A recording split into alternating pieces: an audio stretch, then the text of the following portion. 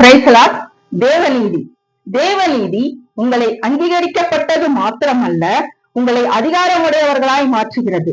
ரோமர் 5:17 படி, அல்லாமலும் ஒருவனுடைய மீறுதலினாலே அந்த ஒருவன் மூலமாய் மரணம் ஆண்டு கொண்டிருக்க, கிருபையின் பரிபூரணத்தையும் நீதியாகிய ஈவின் பரிபூரணத்தையும் பெறுகிறவர்கள் இயேசு கிறிஸ்து என்னும் ஒருவராலே ஜீவனை அடைந்து ஆளுவார்கள் என்பது அதிக நிச்சயமாமே.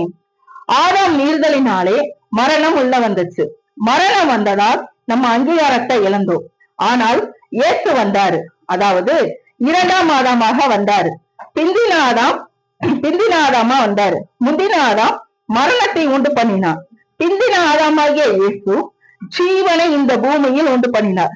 இந்த இயேசு, அதாவது பிந்தின ஆதாம், நமக்கு கிருபையின் பரிபூரணத்தையும் நீதியாகிய ஈவின் பரிபூரணத்தையும், அதாவது இந்த அங்கீகாரத்தையும் இந்த அதிகாரத்தையும் நீதியாக நமக்கு பரிசாக நமக்கு கொடுத்திருக்கிறார். அதுவும் கொஞ்சமா இல்ல, பரிபூர்ணமாய் நமக்கு கொடுத்திருக்கிறார். நன்றி.